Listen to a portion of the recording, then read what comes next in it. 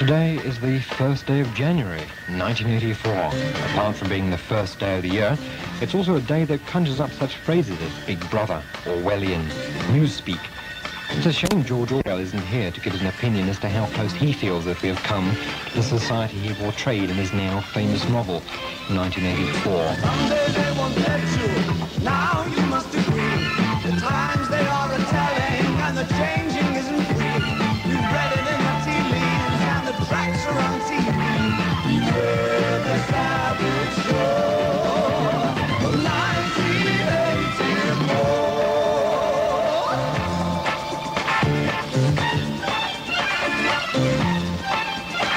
They'll split your pretty cranium and fill it full of air and tell you that you're 80, but clever you won't care. You'll be shooting up on anything, tomorrow's never fair. Beware the savage shore of 1984. If he comes to remember me, all night you can love. You said it would last, and I guess we'll go in 1984.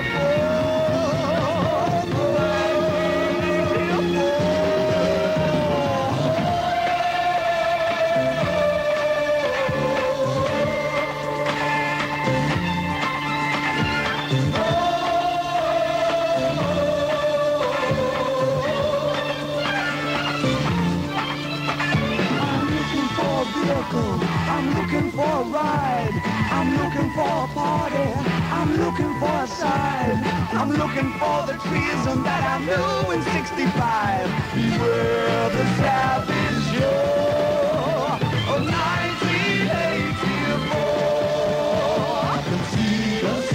Remember me, all night you'll be well. You said it would last, but I guess we'll go.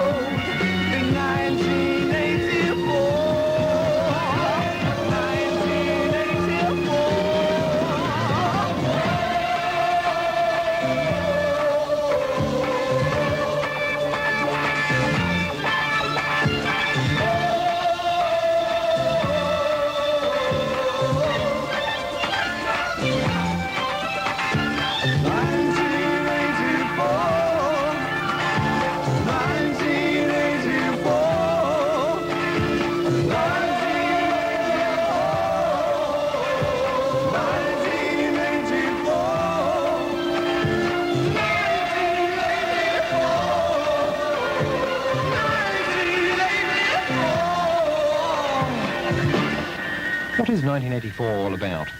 The novel was written just after the Second World War and is set in Oceania, which is modelled on England's capital, the bomb-battered London city in the mid-40s.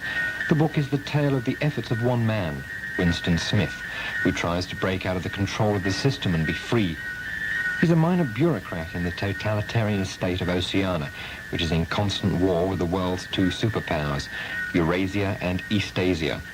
To the people, the relationships and degree of hostilities is portrayed as being in a constant state of flux, thereby keeping the citizens whipped into a state of frenzy. Winston works at the Ministry of Truth, where history is constantly changed to fit the party line, and where a highly simplified language called Newspeak is being evolved. His job is to rewrite old newspaper stories to ensure that history conforms to current ideologies. When Newspeak is applied, men will no longer have the words to express independent thoughts. Then they will accept without question the process of doublethink, by which the party sustains all its apparent contradictions, summed up in the three ruling slogans of Oceania: war is peace, freedom is slavery, ignorance is strength. Privacy has vanished. Waking and sleeping, Winston and all the citizens are observed by two-way telescreens.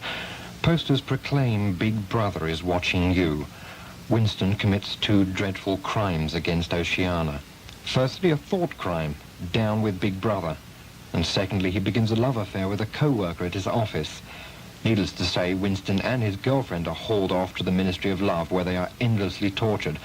Then finally to room 101, where Winston's worst fear has been made ready by his interrogators. Slowly, a wire cage holding a rat is pushed towards his face. He begs that this punishment be inflicted on his former lover instead. This betrayal eliminates the last trace of integrity. He has become a good party member. George Orwell was a political writer whose books were neither fiction or non-fiction. In fact, Orwell was christened Eric Arthur Blair, born in June 1903 in India during the days of the British Empire. He was sent to England, where he won a scholarship to Eton, one of England's highly regarded schools, where it is said he idled his way through 4 years before going to Burma as a policeman. It is there that he formed his strongly anti-racist views. After resigning his commission, Orwell went to France, where he lived in the poor quarter of Paris, washing dishes and odd jobbing, also completing Down and Out in Paris, a look at the seamier side of Parisian life. It was at this point that he changed his name to Orwell, so as not to embarrass his parents, should they read his book. Shortly afterwards, Generalissimo Francisco Franco of Spain attempted to topple an existing elected left-wing government, which led to civil war. Well, Orwell couldn't pass up the chance to see democracy standing up to fascism, or so he thought. He recounted his odyssey in Homage to Catalina, where he joined a local militia group which was fighting Franco in collaboration with the government. Suddenly, Orwell and his colleagues were being called fascists by the government. Very quickly, their brand of communism was no longer acceptable with Moscow or Madrid, and he was lucky to escape with his life. As a result of his experiences, he became concerned with how the communists were exploiting the situation in Spain in the interests of Soviet foreign policy. Also, he was aware of not only the physical atrocities that the Soviets were perpetrating on their opponents, but also the systematic attack on historical truth.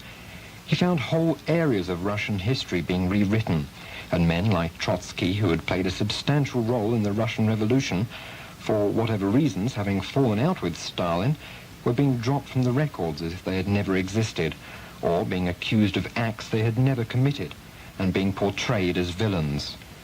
It was these insights which led to that highly read book, Animal Farm, where the animals chase off the humans and adopt a doctrine of all animals are equal, until the pigs changed that with the now well-known phrase, all animals are equal except some are more equal than others. The pig that finally takes over bears a more than fleeting resemblance to Joseph Stalin. Orwell's wife died in 1945, which left him feeling very lonely. This he very quickly remedied and was soon married again. By now he was beginning to realize the financial rewards of Animal Farm, which enabled him to devote the time to start writing 1984. Shortly afterwards he was to move to a remote island off the coast of Scotland, where he could finish 1984. Unfortunately, he lived only 7 months after its publication. He died 21st of January 1950. He lived long enough, however, to realize that his book 1984 was being misinterpreted. He made a statement shortly before he died. My recent novel is not intended as an attack on socialism or on the British Labour Party, but as a show up on the perversions to which a centralized economy is liable, and which have already been partly realized in communism and fascism. Orwell called his book a prophecy, not a prediction, but what could come true unless people were vigilant. Probably the most asked question is just how close are we to Orwell's vision? You'll have to judge for yourself, as everyone will have their own interpretation as to what implications, say, computers and computer paraphernalia have on our lifestyle.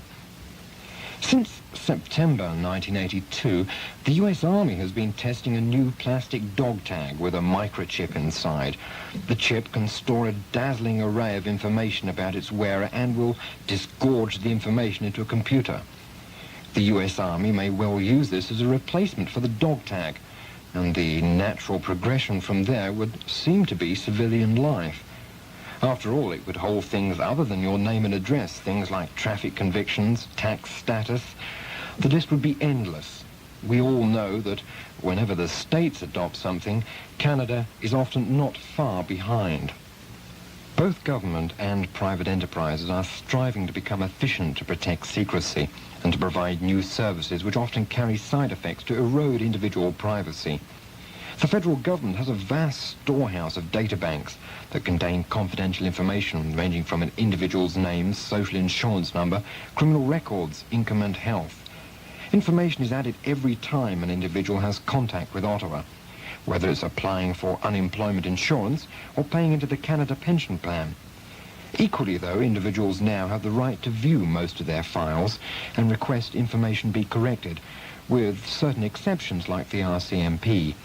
Here's Jacqueline Bynum with some viewpoints as to whether we have slipped into an Orwellian morass of information collection. For George Orwell's constantly watching two-way TV screen, substitute computer information banks and the effect could be the same.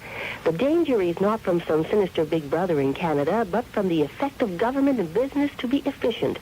Ottawa has more than 1,500 information banks that contain confidential information about you.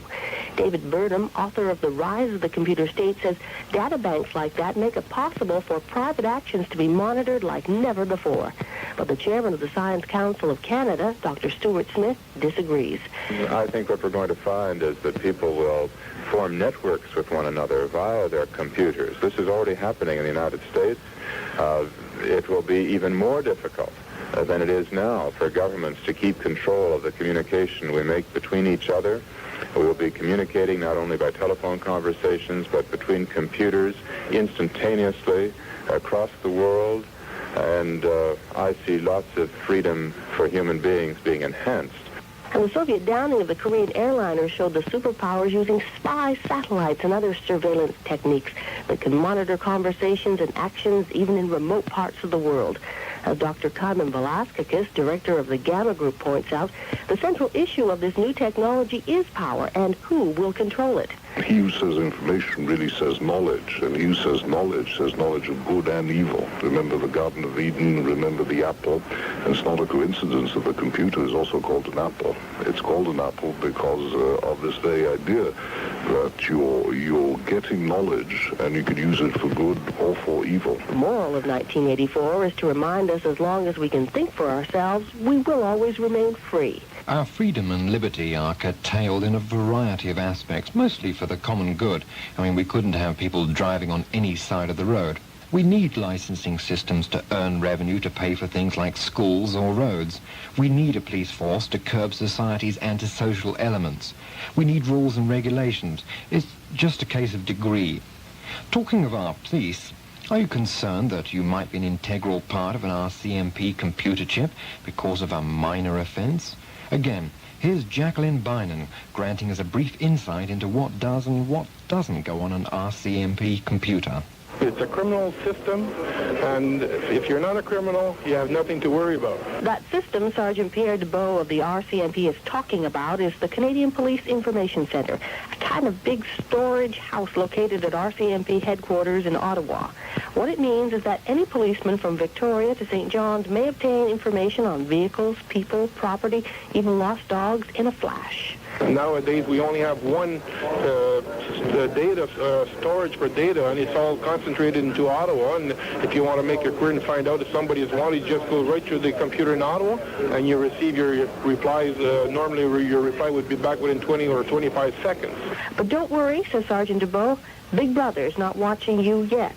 For honest people or honest citizens, they don't have to worry about, because it's only a criminal system, and we don't have any information on people other than criminals having been involved in some criminal activity at one time or another. What's both amazing and unsettling, though, is that all this computer needs is your name or your birth date, and it can spew out all sorts of information about you, even parking tickets.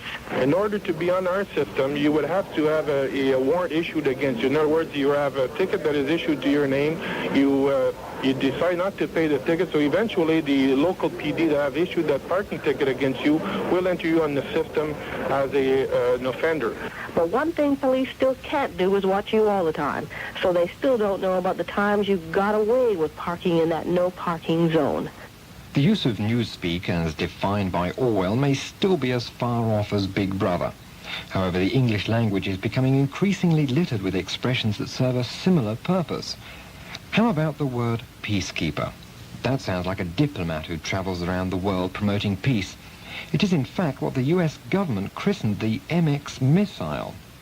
The states don't give money or guns to Central America, but provide assistance. Spies don't spy anymore. They organize task forces, then head off on fact-finding missions. This sort of newspeak isn't just the prerogative of governments. Take the demonstrators who'd rallied for or against Dr. Morgenthaler. They oppose abortion, but they'd rather say they were pro-life. The opposing team is pro-choice.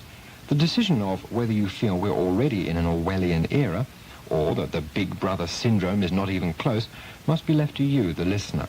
But there can be no doubt that the machinery to put it into practice is already available, and is being used, but hopefully for the collective good. We have watchdogs like Amnesty International to ensure that not only government but private concerns aren't overzealous and don't abuse their position. Here's Roger Ward with Richard Rioch of Amnesty International. Richard Rioch has a close-up view of where the world is regarding human rights. He feels that George Orwell's 1984 has influenced our actions. One sees an enormous concern about human rights questions. You can judge that, for example, even by looking at the growth of Amnesty International. So in that sense, while it's true, I suppose, that technologically Big Brother is watching us, it's certainly fair to say that a lot of people today are also watching Big Brother. But Rioch says that doesn't mean Big Brother is being defeated. The kind of system that Orwell was talking about is so prevalent, a system in which the secret police have the power to spy, imprison, torture and kill, and if necessary dispose of bodies, is certainly extremely prevalent, and it may be far more widespread than it was in Orwell's day. And Amnesty International has evidence of 1984 think in action. Yes, people are being vaporized. The concept of a person who could simply be picked up one day, taken from their workplace or from their home, and simply never seen again. And this certainly is a phenomenon in the 1980s. But to our credit, Richard Rioch explains we have fooled the inventor of Big Brother. The thing which Orwell did not predict in his novel is the tremendous awakening in the international community about the need to do away with 1984, if you like. That's Richard Rioch's opinion. 1984 should be a good year. I'm Steve Linnington for FM 94.